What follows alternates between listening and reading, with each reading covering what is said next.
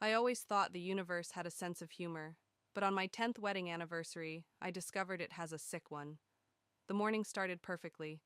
I woke up early to make Doug's favorite breakfast: blueberry pancakes with real maple syrup, crispy bacon, and that fancy coffee he loves, the one that costs more than my first car payment. I'd been planning this day for weeks. "Something smells amazing," Doug said, wrapping his arms around my waist as I flipped the last pancake. His chin rested on my shoulder, and I leaned back into him, savoring the familiar weight of his body against mine. "Happy anniversary," I whispered, turning to kiss him. His lips tasted like toothpaste and home. "Happy anniversary, Presley." He smiled that crooked smile that still made my stomach flutter after a decade.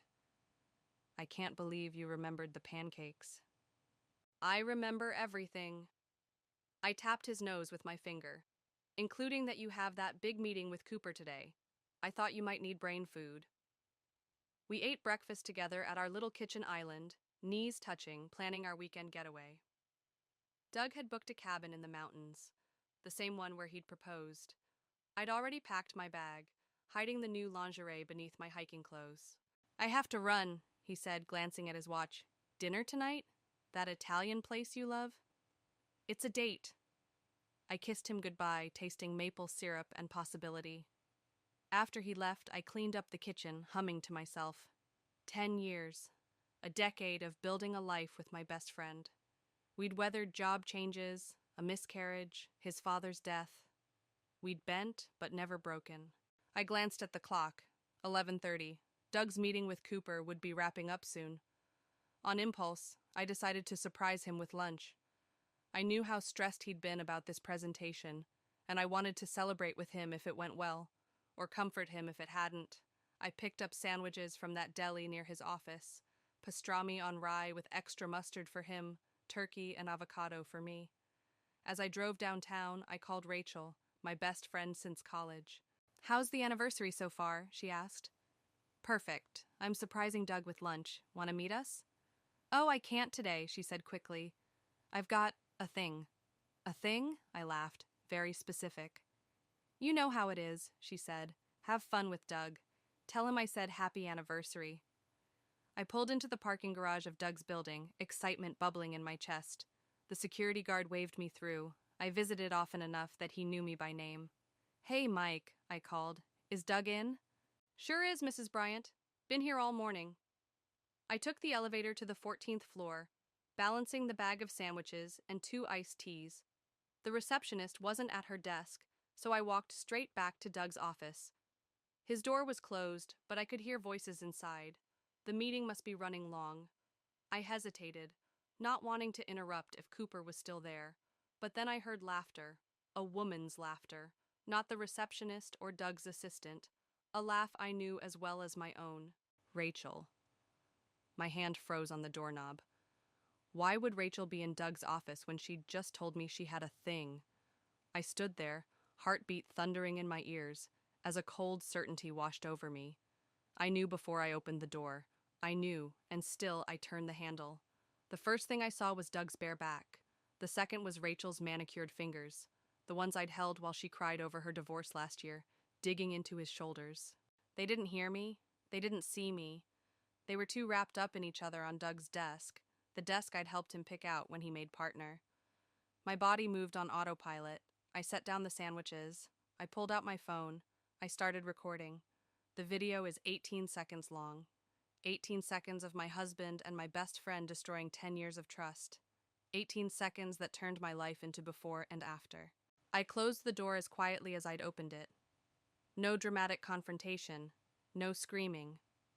Just the soft click of the latch and the weight of betrayal settling into my bones. In the elevator, a woman asked if I was okay. I must have looked like a ghost. "It's my anniversary," I said, and she smiled sympathetically, assuming my tears were happy ones. I drove home in a fog, muscle memory guiding me through traffic lights and stop signs. Inside our house, the house Doug and I had painted together, arguing over shades of blue for the bedroom, I sat on the edge of our bed and watched the video again, and again, and again. My hands shook as I pressed play for the 4th time. There they were, the two people I trusted most in the world, betraying me on the day that was supposed to celebrate love and commitment. I zoomed in on Rachel's face, contorted in pleasure, on Doug's hands, still wearing the wedding band I'd placed there a decade ago. Something cold and hard crystallized inside me. This wasn't just about sex, this was about lies, about making a fool of me, about breaking something precious and irreplaceable. As I stared at the frozen image on my phone screen, I knew one thing with absolute certainty. They would pay for this, both of them, and I would be the one to collect. I sat in our bedroom for hours, my phone battery draining as I watched the video on repeat. Each viewing should have numbed me. Instead, it only sharpened the pain, like a knife being honed against stone. The sun had set by the time my phone buzzed with Doug's text. Running late. Meet at the restaurant at 8? I stared at those casual words. How could he type something so normal when nothing would ever be normal again? I imagined him straightening his tie in his office bathroom, Rachel helping him smooth down his hair, both of them laughing about the wife waiting at home. Sure, I replied. See you there. See you. I showered mechanically, water scalding my skin as I scrubbed away tears.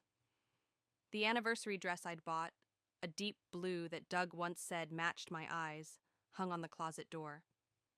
I couldn't bear to touch it. Instead, I pulled on jeans and a sweater, clothes for a normal day, not the day my marriage died. My phone buzzed again. Rachel this time. How was the surprise lunch? The audacity stole my breath. She knew I'd planned to surprise Doug. She'd been there, on his desk, when I arrived. Was this some sick game to her? To see how close she could dance to the truth without getting caught? I left her message unanswered and drove to the restaurant in a fog. The maitre d' smiled when I gave Doug's name. Ah yes, the anniversary dinner. Your husband is already seated. Doug stood when he saw me, his face lighting up with that smile I used to believe was only for me. He changed into a fresh shirt. Of course he had. Couldn't smell like another woman on our anniversary. There's my beautiful wife, he said, leaning in to kiss me. I turned my face at the last second, his lips grazing my cheek. If he noticed, he didn't show it. I ordered champagne, he said, gesturing to the bottle chilling beside our table. 10 years deserves the good stuff. I sat down, studying his face across the flickering candle. Did he look different? Was there some mark of betrayal I'd never noticed before? Or had he always been this person, and I'd been too blinded by love to see it? How was your meeting with Cooper? I asked, my voice steadier than I felt. Good. Great, actually. Doug poured champagne into my glass. He's on board with the expansion plan. That's all you did today? The meeting with Cooper? He hesitated, just a microsecond. Yeah, why? No other meetings? No unexpected visitors? Another pause. Just the usual office stuff. Why are you asking? The waiter appeared to take our orders. Doug chose for both of us. He always did on special occasions. Usually I found it romantic. Tonight it felt like another form of control. Remember our first date? Doug asked after the waiter left. That terrible Chinese restaurant where the waiter spilled soup all over me? I remember, I said. You were wearing your blue shirt, the one Rachel helped you pick out. His smile faltered. Was it? I don't recall. Oh, I'm sure it was. Rachel remembers too. We were just talking about it the other day. Doug's fingers tightened around his champagne glass. You and Rachel talk about my shirts? We talk about everything. I met his eyes. Best friends do that. The food arrived, saving him from responding. I watched him cut into his steak, the same hands that had been all over Rachel hours earlier now wielding a knife with practiced precision. I went by your office today, I said suddenly. Doug's fork clattered against his plate. You did? Mm-hmm. Around lunchtime. I took a sip of champagne, letting the moment stretch. But you weren't there. I was probably in the conference room with Cooper. You should have texted. Should I have? I pulled out my phone, set it on the table. Is that what a wife is supposed to do? Text before visiting her husband's office? Give him time to, what, straighten his tie? Zip his pants? Doug's face drained of color. Presley, what are you talking about? I'm talking about you fucking my best friend on your desk on our anniversary. The couple at the next table glanced over. Doug leaned forward, voice low and urgent. Keep your voice down. You're making a scene. I'm making a scene? I laughed, the sound brittle even to my own ears. That's what you're worried about? Let's discuss this at home, he hissed. Not here. Why? Afraid someone might hear what kind of man you really are? You're upset, I get it, but you're jumping to conclusions. Am I? I picked up my phone, turned it toward him. Should I press play, Doug? Let you see what I saw? His eyes widened as understanding dawned. You recorded us? 18 seconds of my husband and my best friend betraying me. Want to watch it? Maybe the waiter would like to see too. Doug reached for my hand. I yanked it away. Presley, please. It's not what you think. It's exactly what I think. I stood up, legs shaking. 10 years, Doug. 10 years of my life with a man who could look me in the eyes and lie without blinking. Sit down, he pleaded. Let me explain. There's nothing to explain. I saw you. I saw her. I grabbed my purse. Enjoy your anniversary dinner. I'm sure Rachel's available if you need company. I walked out of the restaurant with my head high, ignoring the curious stares. In the parking lot, my composure cracked. I slumped against my car, gulping in the cold night air. My phone buzzed with a text from Doug. Come home. We need to talk. Another notification appeared. Rachel calling. I declined, then blocked her number with trembling fingers. The drive home was a blur. I didn't cry. Something had hardened inside me, like amber preserving a moment in time. The moment I decided I wouldn't just walk away. They thought they knew me. Sweet, trusting Presley who always saw the best in people. They had no idea what I was capable of. I pulled into our driveway and sat in the dark, formulating a plan. Doug would come home expecting tears, apologies, maybe even forgiveness. He would find none of those things. Thunder rolled outside our bedroom window, nature's percussion matching my stormy thoughts. I hadn't slept. How could I, knowing Doug would eventually come home to explain away his betrayal? I'd heard his key in the lock around midnight, his hesitant footsteps in the hallway, but he'd retreated to the guest room without confronting me. Coward. By morning, the rain was hammering against the roof in angry sheets. I dressed for work methodically. Black pencil skirt, white blouse, armor for the battlefield my life had become. In the kitchen, I found Doug hunched over coffee, his eyes bloodshot. Presley, he started, rising from his chair. We need to talk. I'm late for work. I poured coffee into my travel mug, my movements precise and controlled. It's Saturday. Some of us have integrity about our commitments. I screwed the lid on tight, unlike others. Doug ran his hand through his hair, a gesture I once found endearing. Now it just reminded me of Rachel's fingers doing the same thing. What you saw? It wasn't... If you say it wasn't what it looked like, I swear to God I will throw this scalding coffee in your face. He stepped back, eyes wide. Good. Let him be afraid. It was a mistake, he said finally. A terrible, unforgivable mistake. But it was only once, I swear. I laughed, the sound sharp enough to cut glass. Only once? Oh, well, that changes everything. Should we renew our vows now or wait until after breakfast? Presley, please. Has she called you? I asked suddenly. Rachel, have you talked to her since I left the restaurant? His hesitation told me everything. Of course you have. I moved toward the door. You two probably had a good laugh about your hysterical wife. It's not like that. Doug blocked my path. She's worried about you. We both are. Move. Not until you listen. I set down my coffee, pulled out my phone, and dialed. Hi, Mark, it's me. Can you come over? Doug won't let me leave the house. My voice broke convincingly. I'm scared. Doug's face paled. You called your brother?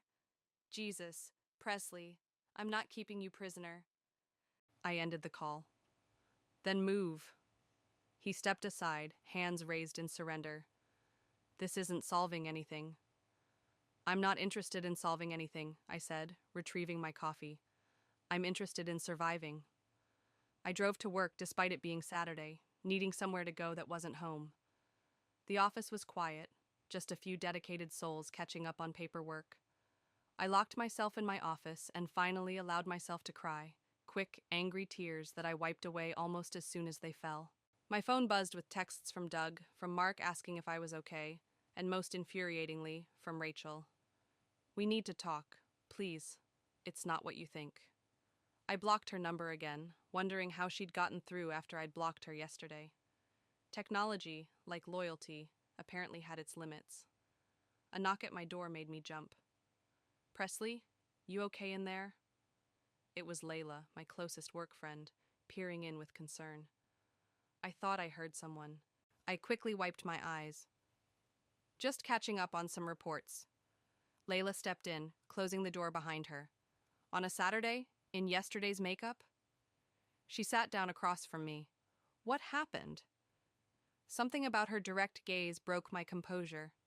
The story spilled out. The anniversary, the surprise lunch, the video, the disastrous dinner. "Oh, honey." Layla reached across the desk to squeeze my hand. "I've been exactly where you are." I blinked in surprise. "You have?"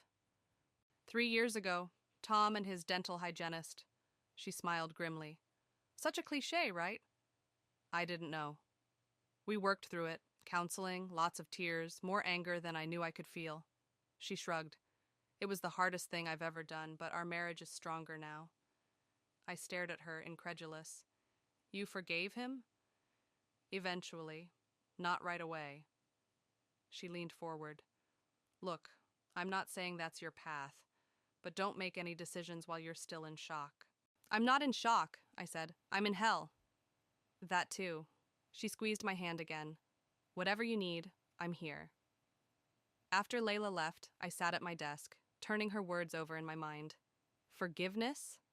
The very idea made my stomach turn, and yet, seeing her, strong, confident Layla, talk about working through betrayal made me wonder if I was overreacting. No. The image of Doug and Rachel flashed in my mind. This wasn't about sex. It was about trust, about respect, about 10 years of my life built on quicksand. My phone buzzed with a text from a number I didn't recognize. "It's Mia. Rachel's a mess. She says there's more to the story. Can we meet?" Mia, our mutual friend, always caught in the middle. I hesitated, then replied, "Starbucks on 4th, 1 hour." I arrived early, choosing a table in the corner where I could watch the door. Mia rushed in 15 minutes late, her curly hair damp from the rain. "Thanks for meeting me," she said, sliding into the chair across from me. "I wasn't sure you would." I almost didn't. I stirred my untouched latte. "What's this more to the story bullshit Rachel's feeding you?" Mia fidgeted with her coffee sleeve. "She says it was a one-time thing, that she was helping Doug plan your anniversary surprise and things. Escalated." My anniversary surprise was sex on his desk? I laughed bitterly. "How thoughtful." "She's devastated, Presley. She knows she betrayed you." "Good. The thing is," Mia hesitated, "I think there's something else going on, something neither of them is saying." I leaned forward. "What do you mean?" Rachel mentioned financial problems, something about Doug being in trouble. She shook her head. "I don't know details, but she was crying about how she'd made everything worse." I sat back, processing this new information. Doug, in financial trouble.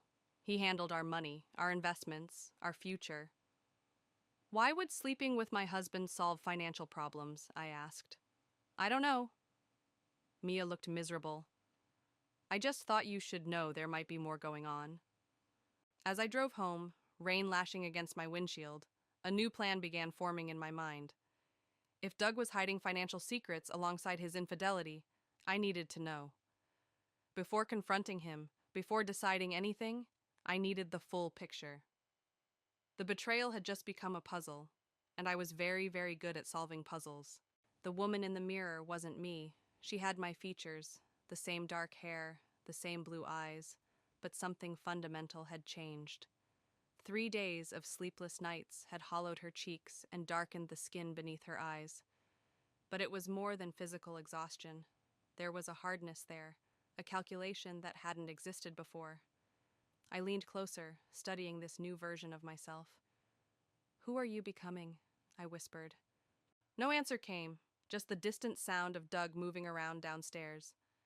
We'd been circling each other like wary animals since Saturday, sleeping in separate rooms, communicating in terse texts about practical matters. I'll be late tonight, leftovers in the fridge, bill payment due tomorrow. The charade of normalcy was almost more painful than the betrayal itself. I finished applying my makeup, armor for another day of pretending I wasn't falling apart, and headed downstairs. Doug was at the kitchen table, laptop open, brow furrowed.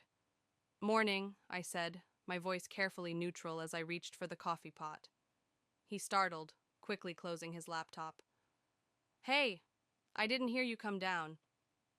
That small gesture, the guilty closing of his computer, confirmed what I'd begun to suspect after talking with Mia.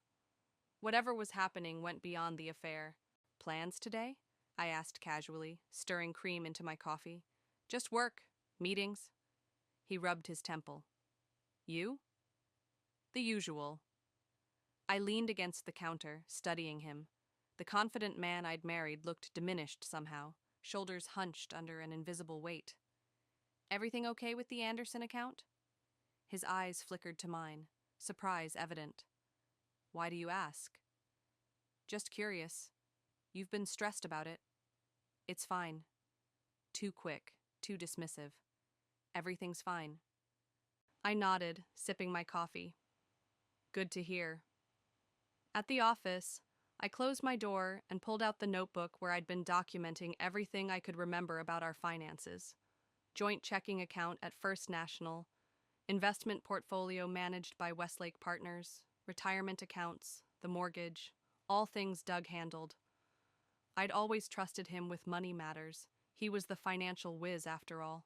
Now that trust felt like another weapon he'd used against me. A knock interrupted my thoughts. Got a minute? It was Guillermo, one of our senior analysts. I need your signature on these reports. Sure, I gestured to the chair across from me.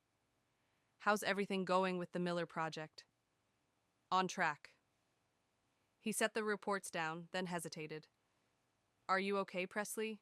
You seem different lately. I forced a smile. Just tired. Busy time of year. Guillermo studied me, his dark eyes kind, but penetrating. If you need anything, work-related or otherwise, I'm here. I appreciate that. After he left, I stared at the closed door, thinking about his offer. Guillermo had gone through a messy divorce last year.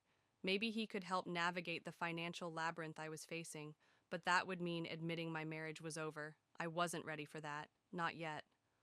My phone buzzed with a text from Mark. Lunch today? Need to talk to you. I met my brother at a deli near his office. Mark was already there, his expression grim as I slid into the booth across from him. You look like hell, he said by way of greeting. Thanks. You always know just what to say. He pushed a sandwich toward me. Turkey on rye, extra pickles. Eat. I took a bite to appease him, though food had lost its appeal days ago. What's so urgent? Mark leaned forward, lowering his voice. I ran into Rachel yesterday. My stomach clenched. And? She was a mess, Press. Crying, begging me to convince you to talk to her. Did she happen to explain why she was screwing my husband? Mark winced. She tried. Something about helping Doug with financial problems and things getting complicated. That's the story she's going with? I set down my sandwich. That she slept with my husband as some kind of... What? Financial aid? I'm just telling you what she said. Mark's eyes softened. Look, what they did is inexcusable. But you need to talk to Doug. Really talk, not just exchange cold shoulders and colder texts. Why? So he can lie to me again? So you can figure out what you want to do. Mark reached across the table, covering my hand with his. Are you filing for divorce? Trying to work it out? You need information to make those decisions. I pulled my hand away. I'm getting information, just not from them. Mark's eyebrows rose. What does that mean? It means I'm not as naive as everyone thinks. I stood up, suddenly needing to escape his concerned gaze.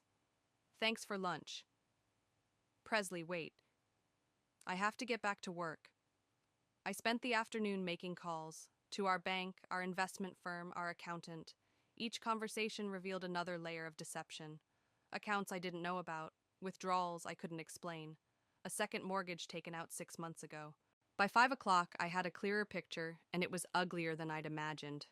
Doug hadn't just betrayed me emotionally, he'd put our financial future at risk. I was still processing this when my phone rang. Cooper James, Doug's business partner. Presley? Sorry to bother you, but is Doug with you? No, why?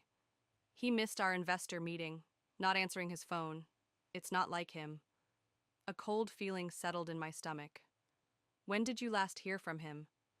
This morning. We were supposed to discuss. Cooper paused. Well, some discrepancies in the accounts. What kind of discrepancies? Another pause. I think that's something you should discuss with Doug. Cooper, I said, my voice steady despite my racing heart. If my husband is in trouble, I need to know. The silence stretched so long I thought he'd hung up. There's money missing, he finally said. A lot of money, and the trail leads to Doug. After we hung up, I sat motionless, staring at the wall. The betrayal had just expanded exponentially. Not just an affair, but theft, embezzlement. My phone buzzed with a text from an unknown number. It's Rachel. Please don't block this number. There's something you need to know about Doug. He's not who you think he is. None of this is what you think. I stared at her message, anger and curiosity warring within me. Then I made a decision. Meet me at Lakeside Park. 7 p.m. Come alone. It was time to hear what my former best friend had to say. Not because I was ready to forgive, but because I needed every weapon I could get for the war ahead. Lakeside Park was nearly empty as dusk settled over the water. A few joggers circled the path, and an elderly couple fed ducks near the shore. I sat on a bench facing the lake, watching ripples distort my reflection into something unrecognizable, fitting since I barely knew myself anymore. The sound of hesitant footsteps made me look up. Rachel stood a few feet away, her usual confident posture replaced by something smaller, more uncertain. Her eyes were red-rimmed, her normally perfect makeup absent. Thank you for meeting me, she said, her voice barely audible above the evening breeze. I didn't invite her to sit. Talk. She wrapped her arms around herself as if cold, despite the mild evening. I don't know where to start. How about with why you were fucking my husband on our anniversary? Rachel flinched. I deserve that. I deserve worse. She took a shaky breath. What happened between Doug and me? It wasn't planned. It wasn't an affair. I have video evidence that says otherwise. That was the first time. Her eyes met mine, pleading. The only time. And it happened because I was trying to help him fix the mess he'd created before you found out. I laughed bitterly. So sleeping with him was what? A bonus service? It was a mistake. The biggest mistake of my life. She moved closer, though still keeping a safe distance. But you need to know what Doug's involved in. It's bad, Presley. Really bad. Cooper already told me about the missing money. Rachel shook her head. It's more than that. Doug's been laundering money for some very dangerous people, the kind who don't forgive mistakes. The world seemed to tilt beneath me. What are you talking about? He approached me 6 months ago, asking for legal advice. Rachel's voice dropped lower. He was already in deep, gambling debts, bad investments. He borrowed money from the wrong people. And you, being such a good friend, decided to help him hide it from me? My voice rose despite my effort to stay calm. For 6 months? I thought I could fix it. Her composure cracked. I thought if I helped him repay the money, you'd never have to know how close he came to losing everything. So you just lied to my face, day after day. To protect you. To protect him, I corrected. And yourself. Rachel's shoulders slumped. Maybe you're right. Maybe I was protecting all of us from the truth, that Doug isn't who we thought he was. A jogger passed, glancing curiously at our tense standoff. I waited until he was out of earshot before continuing. Why should I believe anything you're saying? Rachel reached into her purse and pulled out a thumb drive. Because I brought proof, financial records, emails, everything I've gathered over the past 6 months. It's all here. I stared at the small device she held out. And the sex? Was that part of your protection plan too? Her hand trembled. That day in his office, he told me he couldn't pay the money back, that these people were threatening him, threatening you. I was trying to calm him down, figure out what to do next, and then she shook her head. It just happened. One terrible, stupid moment of weakness. On our anniversary. The date still stung like salt in an open wound. I didn't know it was your anniversary until after when you called. Tears spilled down her cheeks. I hate myself for what I did to you. But right now, there's something more important than my guilt or your anger. What could possibly be more important? Doug's missing. The words hit me like a physical blow. What do you mean missing? He's not answering calls or texts. Hasn't been to the office. His car is gone from the parking garage. Rachel held out the thumb drive again. These people he owes money to, they don't send collection notices, Presley. They send messages, painful ones. I took the drive, my fingers numb. You think they have him? I think he's running, and if he is, you might be in danger too. The drive home was a blur, Rachel's warnings echoing in my head. I kept checking my rearview mirror, suddenly paranoid about every car that stayed behind me for more than a few blocks. Our house was dark when I pulled into the driveway. I sat in the car, staring at the home Doug and I had built together, now just a shell containing broken promises and lies. My phone buzzed with a text from Mark. Just checking in. You okay? I started to type, I'm fine, but stopped. The lie stuck in my throat. Nothing was fine. Nothing would ever be fine again. Instead, I called him. Can you come over? I need help. 20 minutes later, Mark arrived with a bottle of whiskey and a determined expression. I led him to the kitchen table where I'd set up my laptop. What's going on, Press? He asked, pouring us each a generous drink. I inserted Rachel's thumb drive. I'm about to find out how much trouble Doug is really in. The files opened like Pandora's box, spilling secrets across my screen. Bank transfers, emails with veiled threats, photos of Doug meeting with men I didn't recognize in parking garages and empty restaurants. Jesus, Mark whispered, scrolling through the evidence. This is serious, Presley. These aren't the kind of people you mess with. Apparently, they're exactly the kind of people Doug messes with. I took a long swallow of whiskey, welcoming the burn. And now he's disappeared. Mark's face hardened. You need to go to the police. With what? Evidence my husband's a criminal? That my best friend helped him hide it?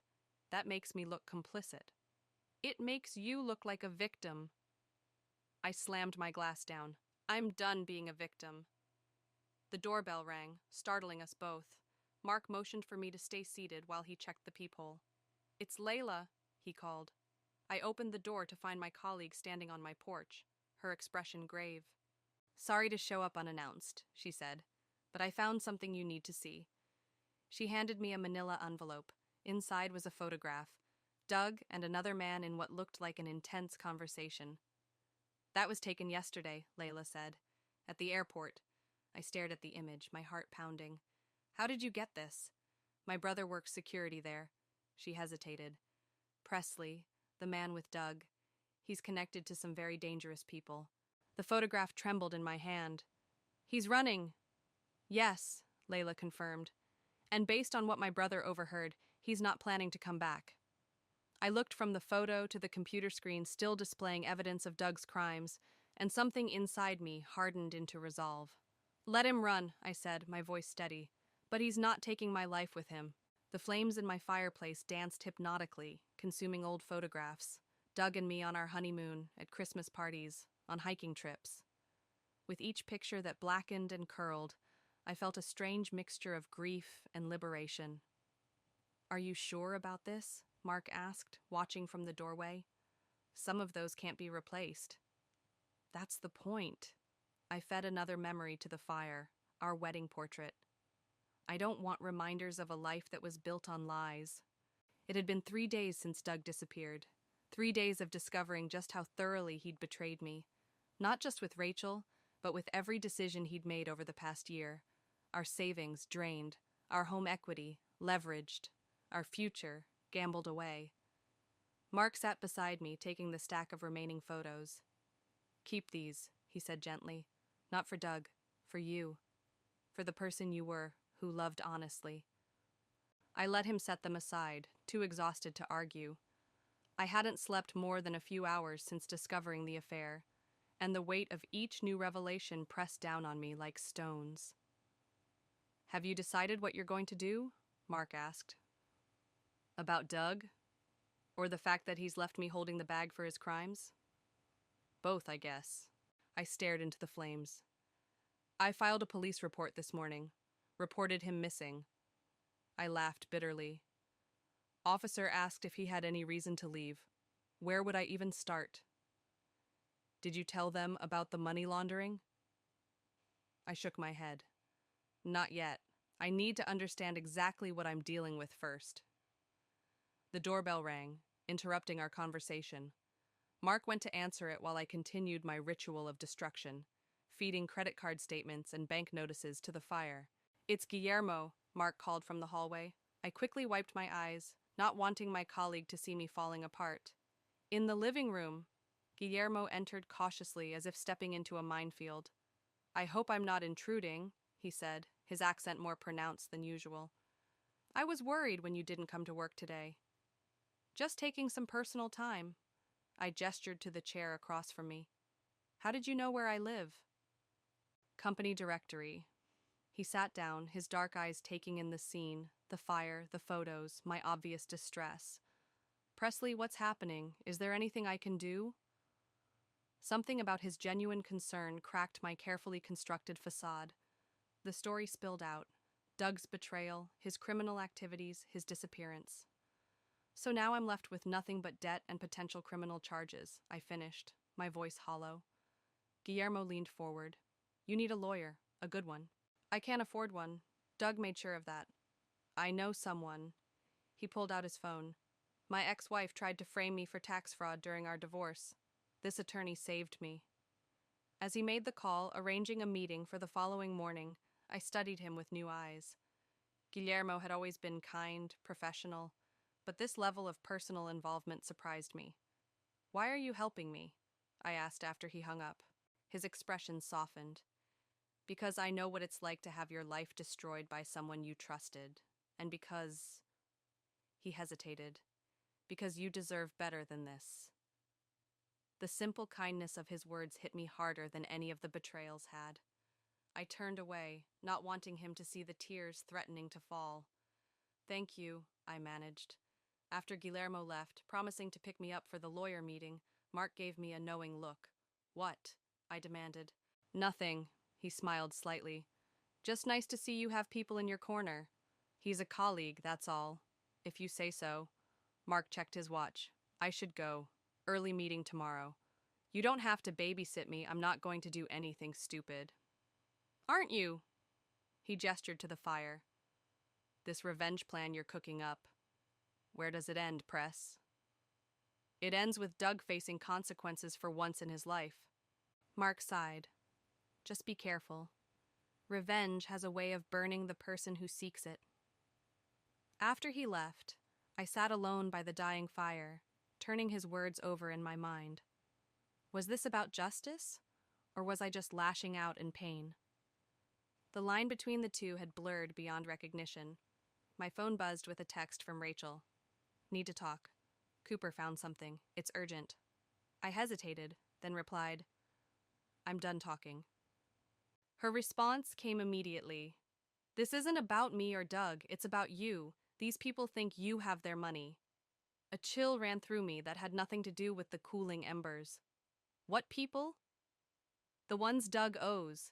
They came to the office looking for him, asked about you." I stared at her message, fear crystallizing into something harder, colder.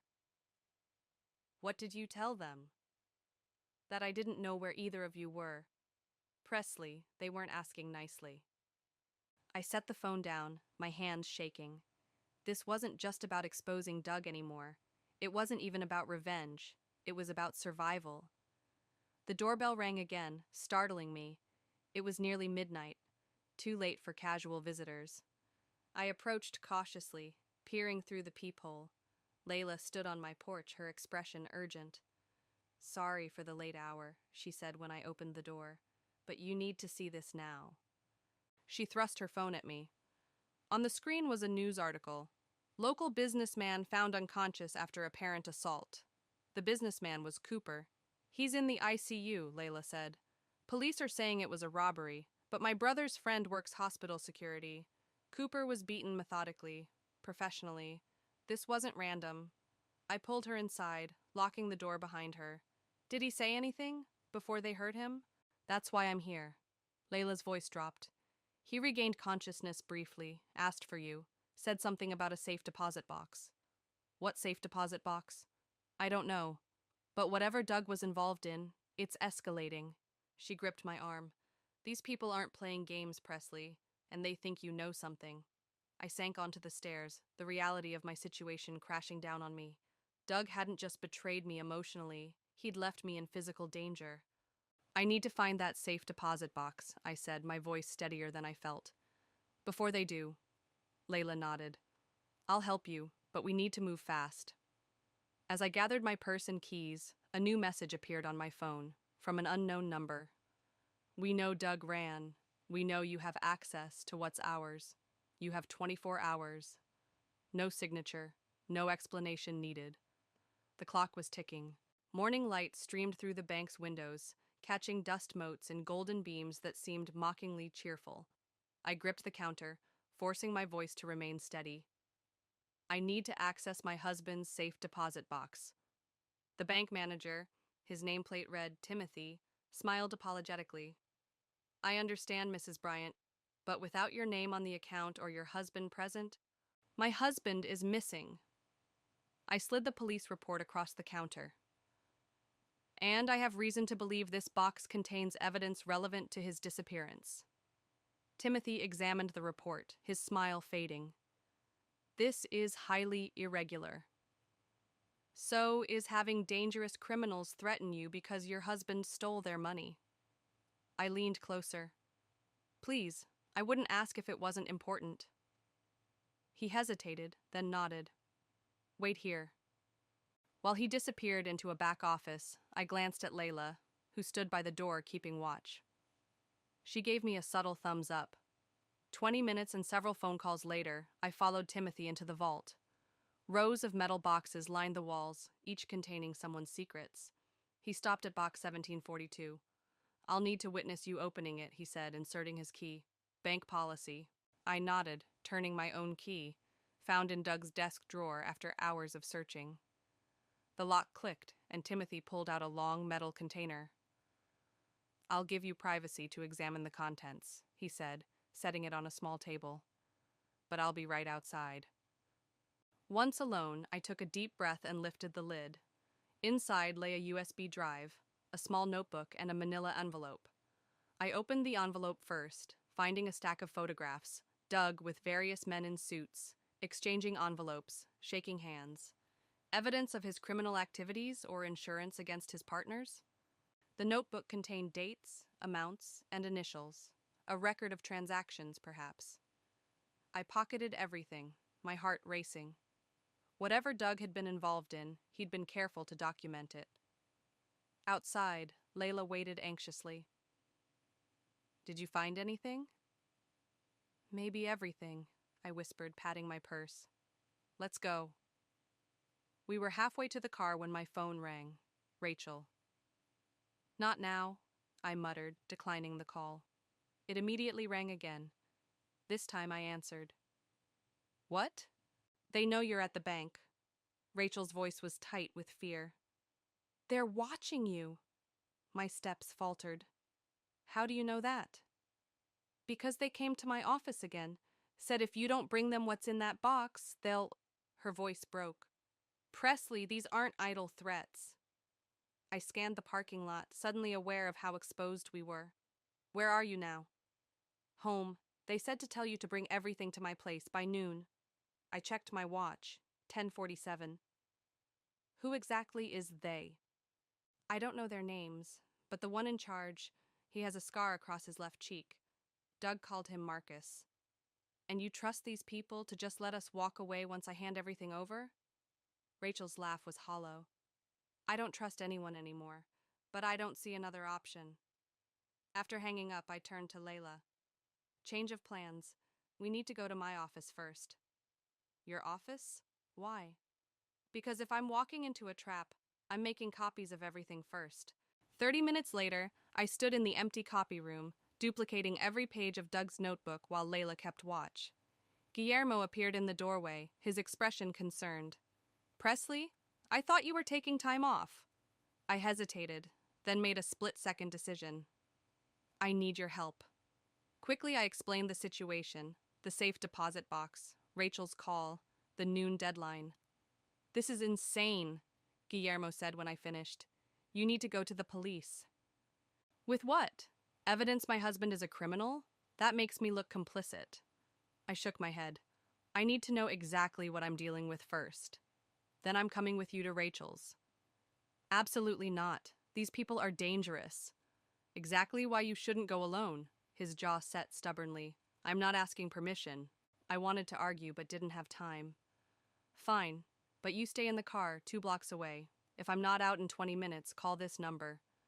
I scribbled Mark's number on a post-it. Tell him everything. At 11:55, I parked outside Rachel's townhouse. The street was quiet, too quiet for a weekday. No dog walkers, no delivery trucks, no signs of the normal suburban bustle. I don't like this, Guillermo said from the passenger seat. It feels wrong. None of this has felt right since I found my husband with my best friend. I checked my watch. 20 minutes, not a second longer. Be careful, he said as I got out. Whatever's in that box isn't worth your life. I nodded, unable to speak past the knot of fear in my throat. Rachel opened her door before I could knock, her face pale and drawn. You came? Not like I had a choice. I stepped inside, clutching my purse with its precious cargo. Where are they? Living room. I followed her through the familiar hallway. How many times had I walked this path as a friend, never imagining I'd return as a pawn in some criminal game. 2 men sat on Rachel's cream-colored sofa. One was tall and thin, with nervous hands that couldn't seem to stay still. The other was older, heavier, with a jagged scar cutting through his left eyebrow and down his cheek. Marcus. Mrs. Bryant, he said, rising. Thank you for joining us. Let's skip the pleasantries.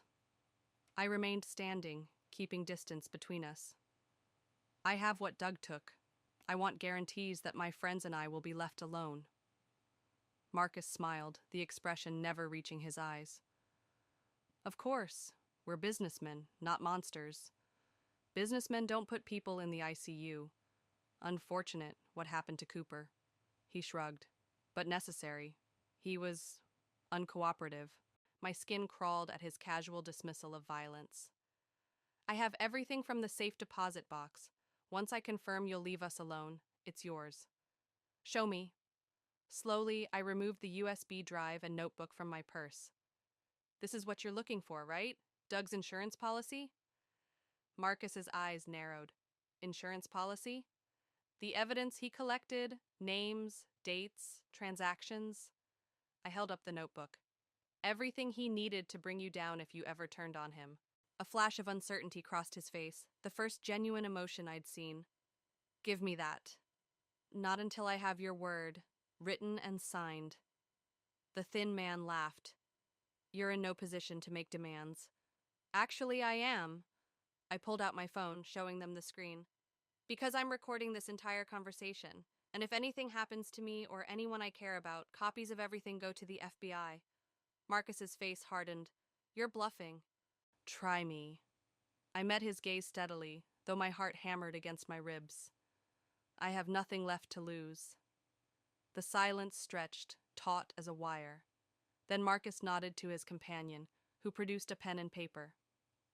Write it, Marcus ordered. We agree to cease all contact with Presley Bryant and Associates in exchange for all materials related to Douglas Bryant's activities. As the thin man wrote, Rachel moved to stand beside me. I'm sorry, she whispered, for everything. I didn't look at her. Couldn't. This doesn't make us even. I know. The thin man slid the paper across the coffee table. I read it carefully, then nodded. The envelope, too, Marcus said, with the photos. I hesitated, then removed it from my purse. Everything's here. Our business is concluded. Marcus took the items, examining them briefly, before nodding to his companion. We're done here. As they moved toward the door, relief washed over me. We'd made it through. We were safe. Then Marcus paused, turning back with a cold smile. One more thing, Mrs. Bryant. Your husband, ex-husband, I corrected. Ex-husband, he amended. When you find him, and you will, tell him Marcus says hello. The door closed behind them, leaving Rachel and me in a silence heavy with unspoken words. It's over, she said finally. I shook my head, a strange calm settling over me. No, now it's time for the real reckoning. The conference room hummed with tension as I arranged 8 chairs around the long table. Each place setting had a manila folder, a glass of water, and a name card, all identical except for what was written inside the folders. Are you sure about this? Guillermo asked, adjusting the projector screen at the front of the room. I've never been more sure of anything. I smoothed my black dress, not mourning attire, but armor for battle. They might not all come. They'll come. I checked my watch. Curiosity, if nothing else. The first to arrive was Mark, 15 minutes early as always. He hugged me tightly. You don't have to do this, you know. I do, actually. I gestured to his seat. For me. Layla arrived next, then Mia, both offering tentative smiles. Cooper came limping in, still bruised from his hospital stay, but determined to be present. Rachel slipped in quietly, taking the seat farthest from mine, her eyes downcast.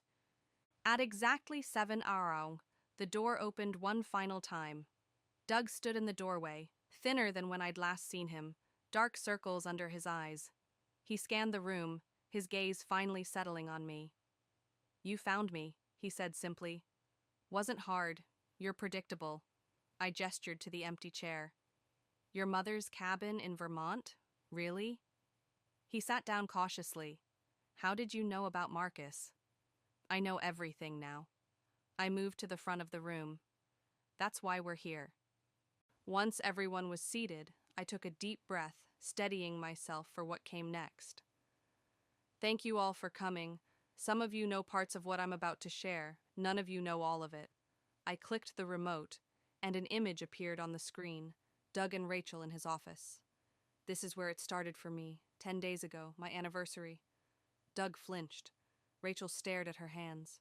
But it actually started much earlier. I clicked to the next slide, bank statements, transaction records. About a year ago, when Doug began embezzling from his own company to cover gambling debts.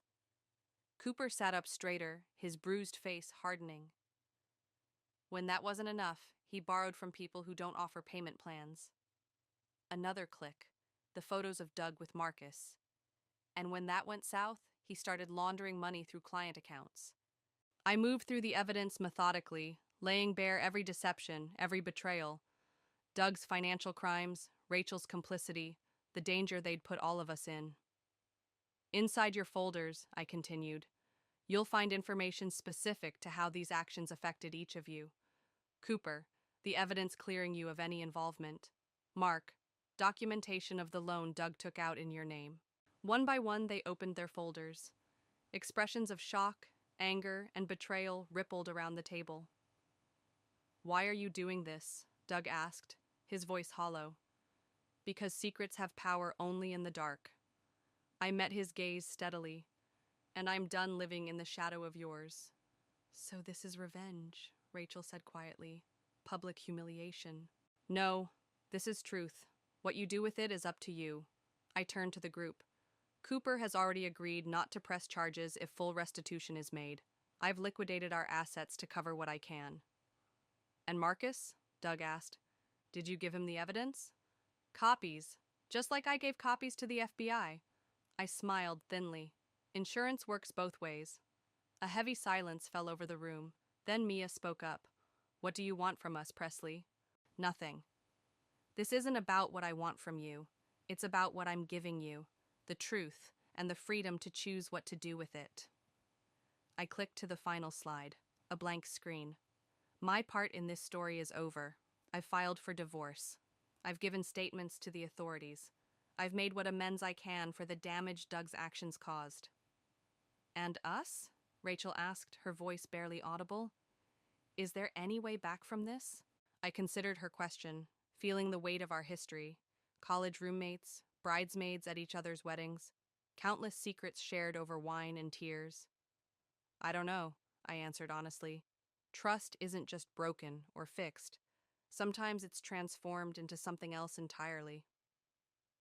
As the meeting disbanded, people moved in small groups, talking quietly, processing. Doug approached me last, his expression unreadable. You could have just turned me in, he said. Why go through all this? Because it wasn't just about you, it was about me, who I became when everything fell apart. I gathered my notes, not meeting his eyes, and who I chose to be after. And who is that? I looked up then, seeing him clearly for perhaps the first time. Not the man I'd loved, nor the villain who'd betrayed me, but simply a flawed human who'd made terrible choices. Someone who doesn't need revenge to heal. I closed my laptop. Someone who understands that the opposite of love isn't hate, it's indifference. He nodded slowly, accepting the finality in my voice. For what it's worth, I am sorry. I know, but sorry doesn't change what happened. It just acknowledges it. After everyone left, Guillermo helped me clear the room. We worked in comfortable silence until he spoke. Are you really okay? I paused, considering the question. Not yet, but I will be. Outside, the evening air was cool against my skin. Guillermo walked me to my car, his presence steady and undemanding. What now? He asked. I looked up at the emerging stars, bright points of light in the gathering darkness. Now I stop defining myself by what was done to me and start defining myself by what I choose to do next. And what's that? I smiled. A real smile, the first in what felt like forever. I don't know yet, but for the first time in 10 days, in 10 years maybe, that uncertainty feels like freedom. As we stood there in the quiet parking lot, I realized something profound. The story I'd been living wasn't about betrayal after all. It was about reclamation, not of what I'd lost, but of who I'd always been beneath the roles of wife, friend, victim. Just Presley, broken, healing, and finally, irrevocably, my own.